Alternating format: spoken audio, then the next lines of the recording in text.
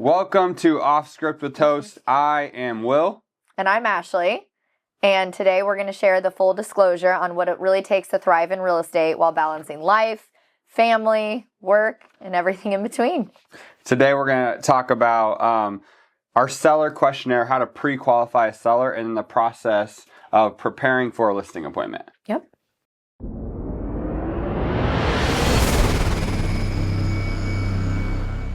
All right, let's hop into this. Okay.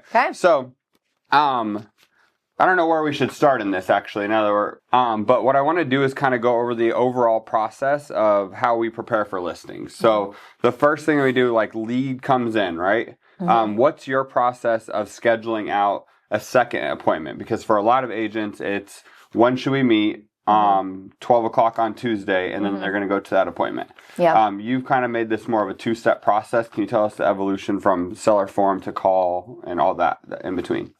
Yeah, so we're also going to, just to back up a little bit, talk on this podcast about how to talk to leads and even convert by getting an appointment. So that'll be later on in the podcast. But let's say you already have the appointment and you've talked to the seller and you've set one.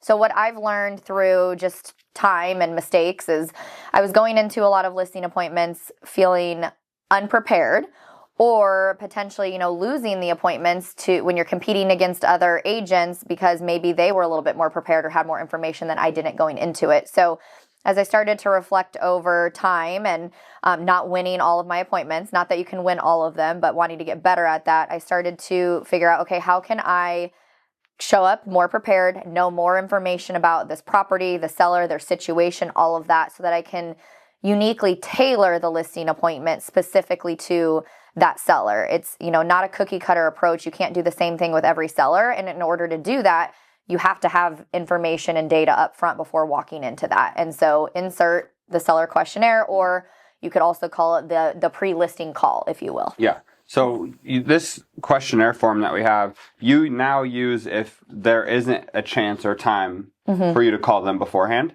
Yeah. But this used to be how it was done every time, right? Yes. Did you have any kickback with that when it came to like, hey, can you fill this form out before we meet? Like people not filling it out, not having time to do it, or not wanting to? I didn't really have kickback on them not wanting to do it. That wasn't really the issue, but sometimes the answers would be very vague, or I needed more clarity on their answers, or I didn't quite understand what they meant, and we'll dive into this more, if they're stating the condition of the property from their perspective and they say it's a 9, and then I go into the house and it's really like a 2.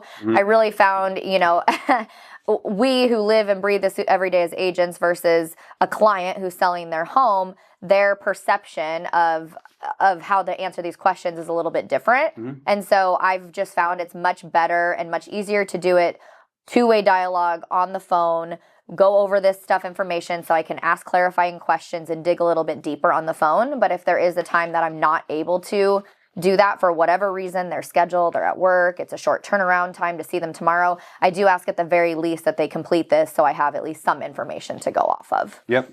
And there also might not, this might be a situation where if you're setting an appointment, say it's database or Sphere, and they're looking to move, this may be something that you cover on the appointment setting call, the very first call, right? Yep. If time allows it, it's not something where you need to be like, hey, let's meet next week. I'm going to call you 2 days from now to go over this. You might just handle a lot of this when you initially talk with them. Correct. Yeah. I mean, now I pretty much have it memorized. I mean, I used to have it printed and in front of me so I could reference it on the calls. But now if I'm talking to a seller and I'm able to get them on the phone, I don't schedule a separate call to do the pre-listing call. I just dig into it right then on the phone, and it usually takes about 10 to 15 minutes probably when they start really conversing with me and going into their personal situation and exactly what they need to go through with me. It takes about that long. Yep.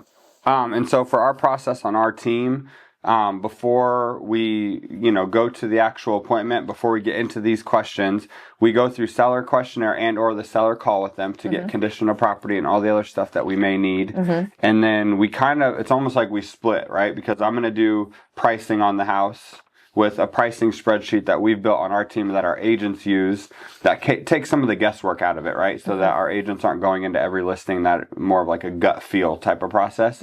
This is going to give actual numbers that show what the house is worth based off of the comparables in the area. And that just goes through this condition of the property. And then there's, formulas that are going to calculate what the house is going to be worth. Yep. So that's my side of it. And then on your side of it, once you get that pricing sheet back and you're able to look through the comps, what's the next steps for you before actually driving there? Well, I look at everything, look at the pricing spreadsheet, and then I script and role play in my mind. Honestly, I go through like their specific situation, any objections that might come up that I'm going to have to handle, and then just really figure out my strategy going into it of how I'm going to communicate and execute during the listing appointment that's going to be unique to them and hit on all of their pain points specifically. And I know their pain points going into that listing appointment because I know their motivation to move, their timeline, why they're moving, all of that. And then you can tailor your listing appointment from there. And the pricing strategy and all of that comes into play with it. It's not just this is what your home is worth, so we should price it at. If I know I'm going into a little bit of the weeds here, but if they're going through a divorce, for example, and it needs to be a quick sell, you're going to explain why we should maybe price that a little bit more aggressively to move quicker if they're in a position where they have to close by X date or something versus somebody who's more like, if it sits on the market 3 months, I'm okay with that. Our job as agents is to explain, if you do this, X, Y, and Z most likely will happen. If you do this, X, Y, and Z most likely will happen. Give them the boundaries and parameters for them to work in with each scenario, and then let them make an informed decision from there. That takes the heat off of you as the agent. You've explained the pros, the cons, the consequences to each scenario, and in your best ability to do so, and then they get to make an informed decision within the parameters you feel comfortable listing it at. Yeah. So what we're saying with, and why we're going over the process all the way before we get there, right, is because the questions that we go over are intentional. They're there for a reason, whether it's part of our process or whether it's motivation to help them succeed. This is what we're trying to figure out before we go to help us convert at a much higher level. So we have pricing, and then you're doing what? Seller net sheet. What are you all bringing with you when you go? So I have two folders, a black one and a white one. Our black one's our toast folder. It's the pretty branded one that we leave with the client. My business card's in there. The seller property disclosure is in there. So that's going to be what I just kind of reference and make a joke about it. That's their seller homework after I leave, and I explain to them how to fill that out. The lead-based paint disclosure if that house is built before 1979. And then I have a really concise one-pager of our exact services that we offer and what that commission is and what's included from a value standpoint that we're offering. And I keep it very simple, and I put that in there, and then their seller net sheet. So what they're going to net if they end up listing it at the price that we talked through at the appointment, exactly what they're walking away with. So I have all of that I leave with them. And then on my side, it's much more boring. It's just all of the listing paperwork type of stuff. So listing paperwork, agency disclosure, coming soon if we're doing that, the comparables, another copy of the net sheet. Like a lot of it I print duplicates of so that I can have a copy for myself and a copy for them.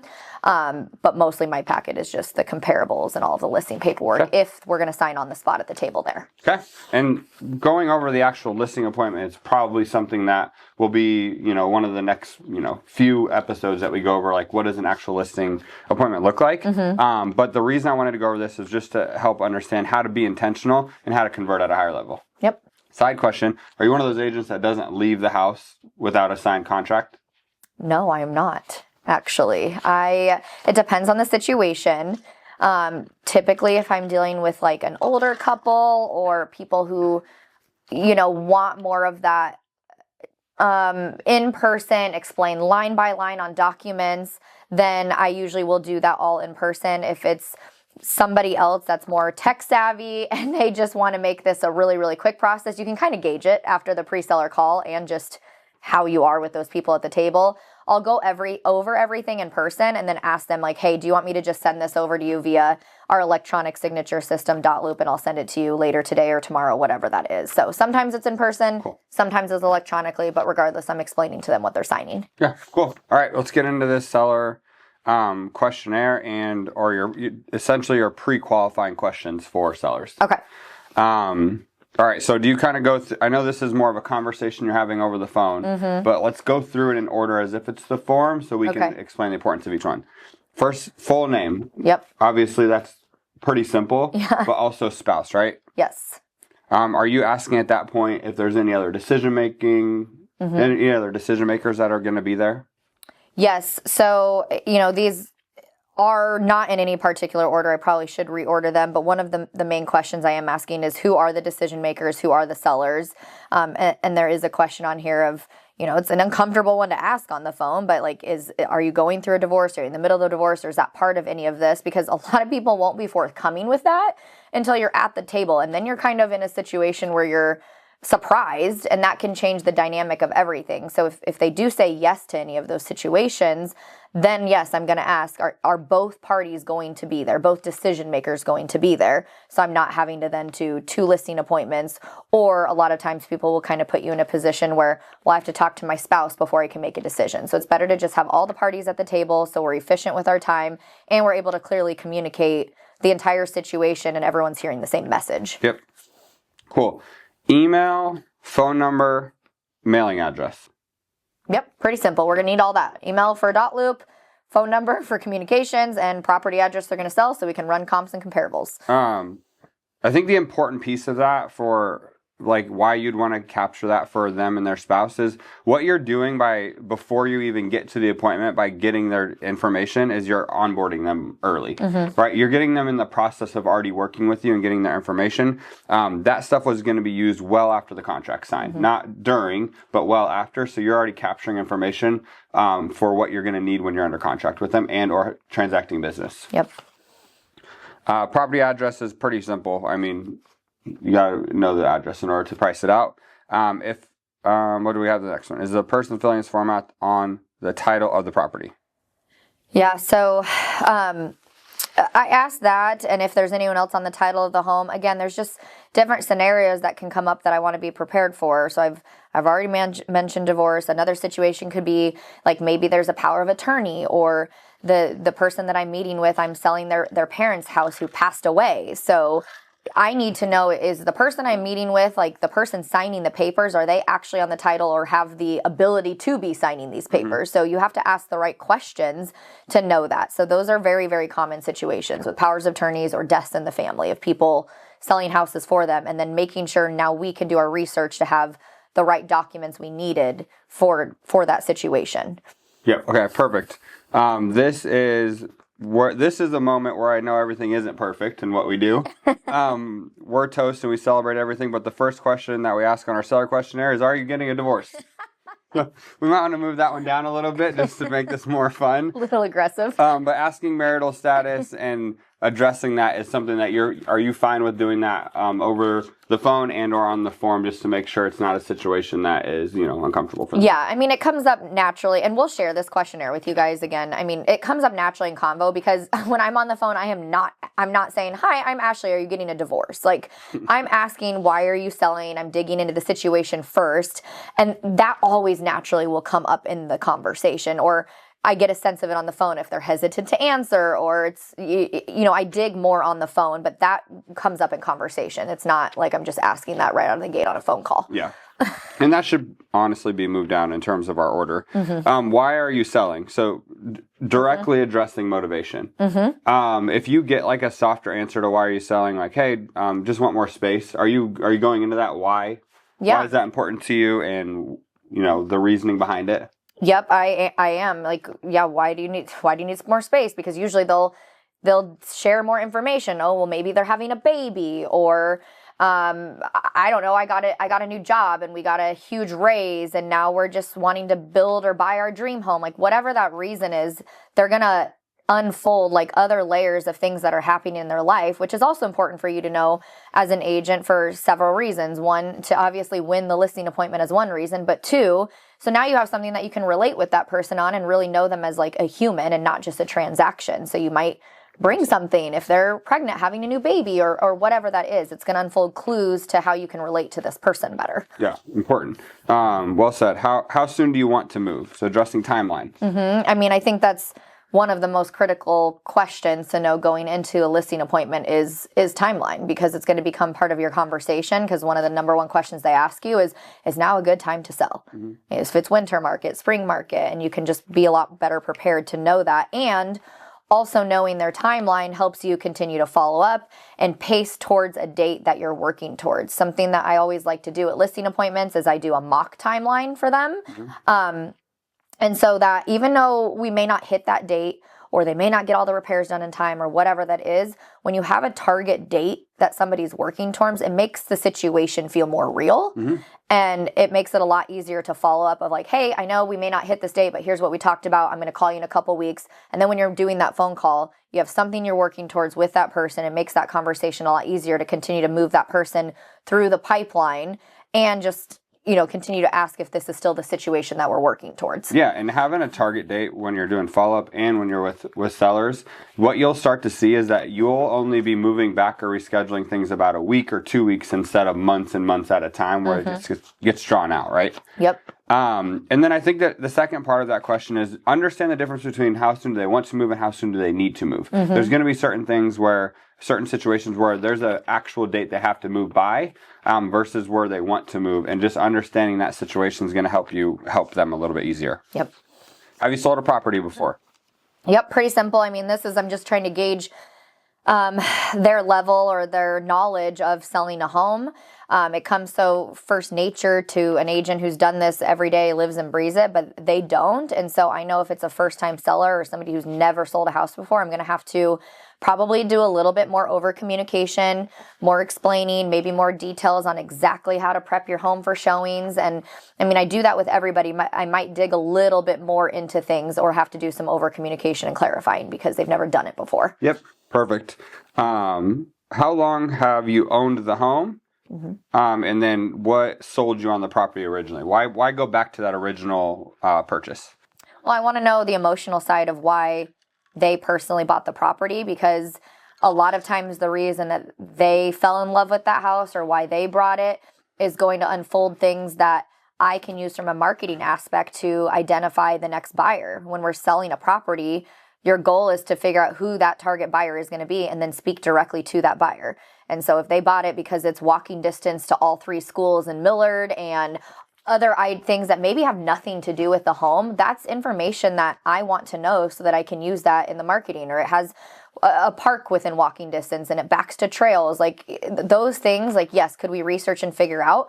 But it's going to help us identify those much, much quicker when the seller discloses the exact reason they bought the house or the layout or whatever that is.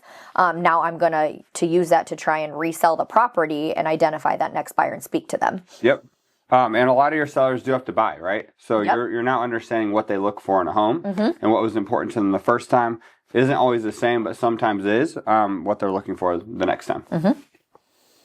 On a scale from 1 to 10, how would you rate the condition of your property? Well, this is a fun one. So 10. This is a fun one. So this I asked because I want to know what they truly think of their property, for one. And then when you ask them, what could make it better, because that's the next question that follows, then it's also helping them get into the position of a buyer of like, okay, if I was a buyer, what would make this better? And then they start to self-analyze of like, oh, my carpet could be in better condition, or I could paint these walls, or like these things are a little dated. And I want them to have some self-awareness of that their home isn't necessarily perfect and not in a mean way by any means, but a lot of our job as agents is setting realistic expectations with them when we're at the listing table. But if we've already put them in a mindset of being able to identify like, here's the quote unquote issues or repairs or things needed, they're kind of already more in a headspace of reality. Instead of sometimes I go in with sellers who kind of think that their house is either Taj Mahal and a 10, and then I might come into it and it's a 2. Now I at least know going into that appointment, that conversation's going to look different. If I looked online and it's really, really in rough condition, but they're ranking it a 10, my approach at that listing table is going to be really geared towards the importance of how we present a house on the market, and when it's not presented well, how that can impact pricing. And I'm really setting expectations before even getting into the meat and potatoes of the listing appointment, because I know there's a gap in what they think versus like reality. Yep. Yep, which I think is the importance of the second question of what do you think would make your home a 10? You might have somebody say their home is an 8 or a 9, and then you say what would make it a 10, and you're going to hear all the stuff, right? Yep. Everything that they don't really love about their property, which is actually really important when it comes to pricing a house. So when you're doing this, because of like adapting to the pricing spreadsheet that we have for the team, what are you looking for when you're asking them that? Oh yeah, my house is a 10, and leave it at that. Probably not. What are you actually looking for the spreadsheet? Yeah, so I mean, we have very specific stuff on our spreadsheet, but I'm digging deeper into exactly what their finishes are in their bathroom and their kitchen. Do we have quartz counters? Do we have laminate? Do we have tiled floors? Do we have LVP? Is it completely dated and it still looks exactly as it does from the 1970s? Like those things are going to be important for us to know condition so that we know how to price that home out appropriately. So I am digging more so on the bathrooms and kitchens is a huge thing that I focus on. I don't go every single bedroom and like line by line, but kitchens and baths I really focus on. And then some of the big ticket items, just going into it knowing like age of their roof if they have an idea, furnace, AC, and then any big things on like windows. Have you done any major landscaping? Like big ticket items that we need to be aware of walking into that appointment. Yep. Okay. What do you currently owe on the property? Well, I asked that just so that I can give them their exact amount that they're going to net after cost of sale if their home sells for the price that we priced it at. Okay. So, I mean, everybody wants to know at the end of the day, like what you're going to sell my house for, how you're going to sell my house and how you're going to market it, and then what am I going to walk away with? Mm-hmm. Whether they're a buy, sell, or just a seller, that's like the main thing that people want to know. And then if they do need to buy a house next, like it's so critical that they know that information so that we can appropriately figure out what they can afford on the buy side. So they really want to know that information, and I can't do that without knowing what they owe on their property to run those numbers for them. Cool. Do you have any outstanding liens or judgments? Yeah, I mean, that's just something we're going to need to know so we can anticipate any delays getting to the closing table. I think I wrote some examples on here like outstanding child support or alimony. If those things aren't paid up, a lot of times we can't close on the property. And so I would like to get ahead of that and anticipate it before we list their home on the market so we can be working through those things, working with the title company, anticipating any snags that we're going to have getting to the closing table so we can have a smooth process and the contract doesn't fall through. It's really just in their best interest so that we don't end up having things fall through. Yep. Okay.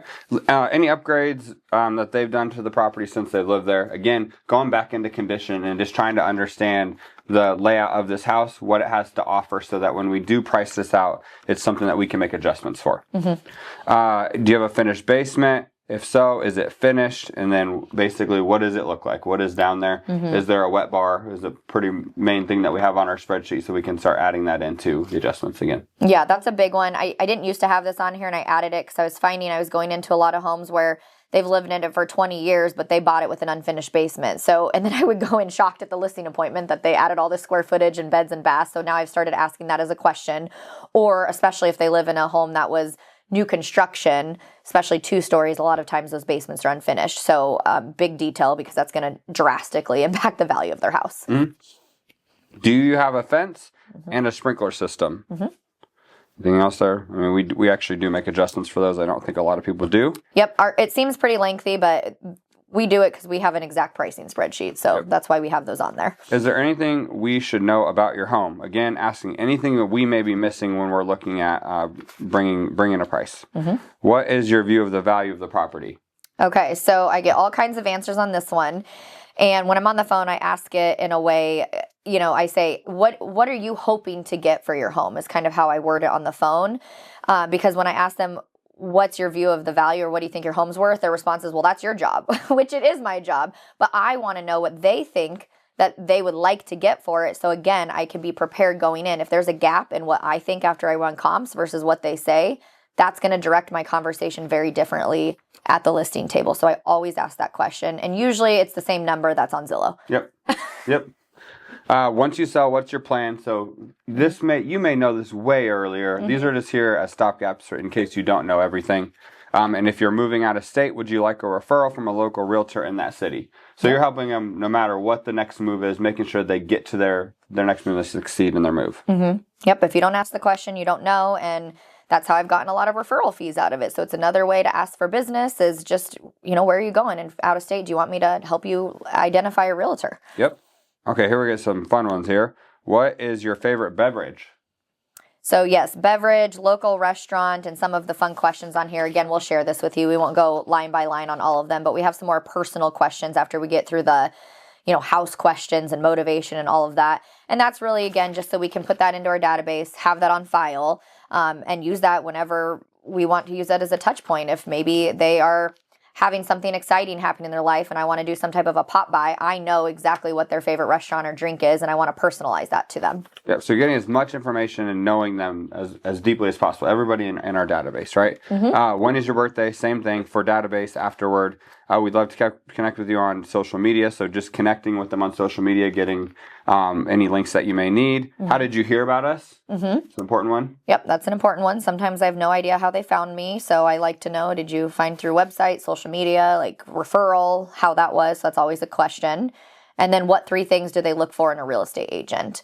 And I really like to know this, especially if I know I'm competing at a listing appointment against other agents. What's important to them? Is it I'm a numbers and analytic person? Is it I just really like to be over communicated with? Is it I like somebody that I can trust? Whatever that is, I want to know that so I can be better prepared. Cool. All right, and then just one last one of, again, like I feel like this is just double checking, and the conversation flow is going to be much different than how, an actual form is, right? But any other specific questions that you might have. So just, hey, is there any other information I should be prepared for that's unique to your situation that I'll make sure I can answer when we get there? Yep. Yeah, exactly. I mean, usually somebody does have something to say too, and I'm glad I asked that because then there'll be some random thing that you may have had nothing to know about, and sometimes they just say no. So few examples there, like, oh, I have a double lot. How does that affect it? Or I have a huge above ground pool. Is that going to increase or decrease my value? And I want to know that going into the appointment, so I'm not having to ask those questions on the spot. Yeah, and a lot of times your seller that you're working with may not know. It could be a death in the family, right? And what you're realizing and having that pre-seller call is that they aren't sure of a lot of stuff, so you can start going back to figure out what the hard facts that you can figure out. Get those prepared before you go there. I think that's really important. So I hope this was helpful for everybody in terms of like preparing, but I do know that making this change and going over this with our team has helped us convert at a much, much higher level when it comes to them going to the listing appointment prepared and being able to then connect and focus on building rapport and helping our sellers rather than trying to win them over. Yes, and it'll definitely increase your conversion rate at listing appointments going in and be able to take more listings by doing this because you're going to be more prepared most likely than the other agent if you're competing. Yeah, perfect. We're going to be back next week. We're going to talk about how to prepare for a buyer consult or buyer presentation. And so not same things, but what does that look like to prepare for that? What kind of call and what kind of questions should we be having to pre-qualify? Cool. We covered everything. And then we will probably link, I think we're going to link a copy of our seller questionnaire on where you can find it. Again, tailor it, use it however you'd like to, adapt it. Still think that you should do it on the phone, but in a pinch, use it this way. But this is just a guide and a framework for you guys to work off of. But we'll link that in too so you have a copy of it. Cool. All right. That's it. We'll see you next week. All right. Oh, yes.